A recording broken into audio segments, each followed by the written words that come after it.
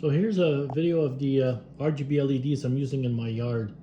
In this case, I'm using a string of lights there, but instead of using the blue hat or the yellow hat from IOTT website, hand standards site, I'm using the MGP boards from molahem.se, and but they operate the same way on the string of the W2811. So what happens is here I'm telling it to run in the test sequence. So you see it goes from the first light, it goes, let me see, where is this group?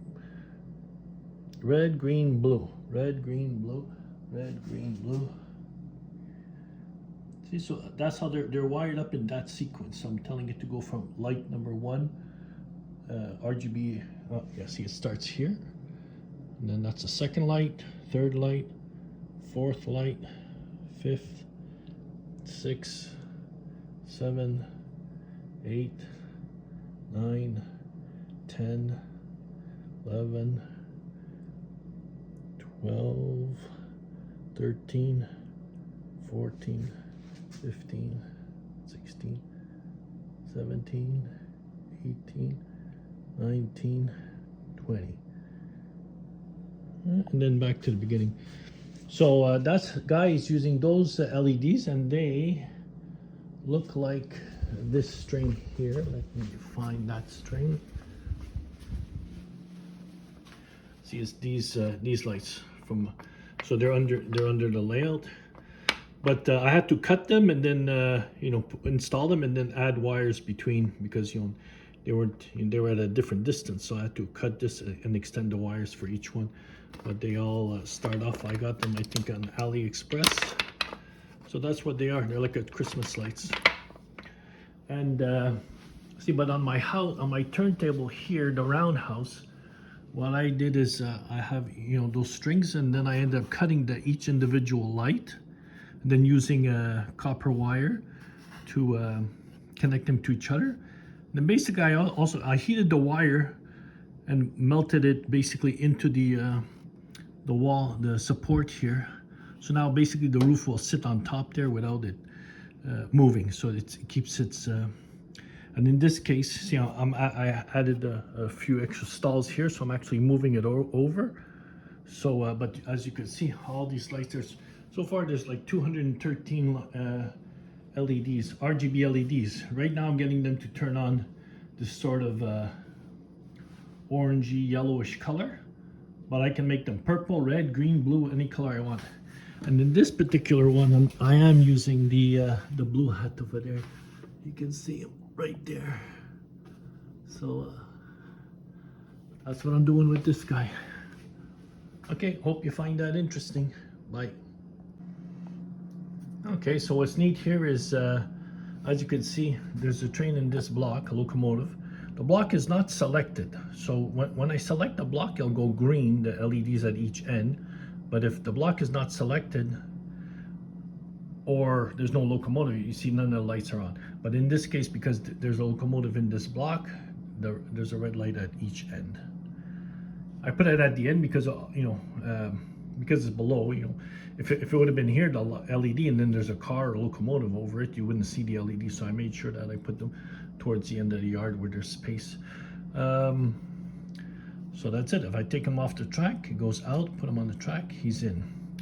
The other neat thing I have going on is, you see here I'm using the ECoS system, and inside the yard I have the Railcom on each end of the yard.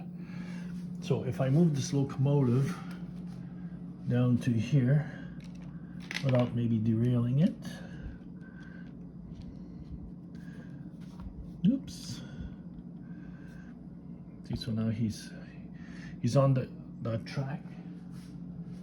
Then when I come here to the ECoS, see, it's telling me locomotive 2429 is coming into the yard.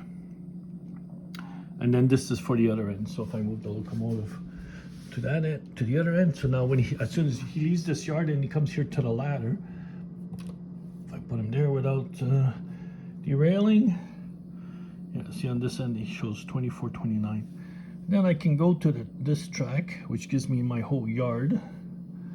So now if I go back and I put the locomotive on the track it was before,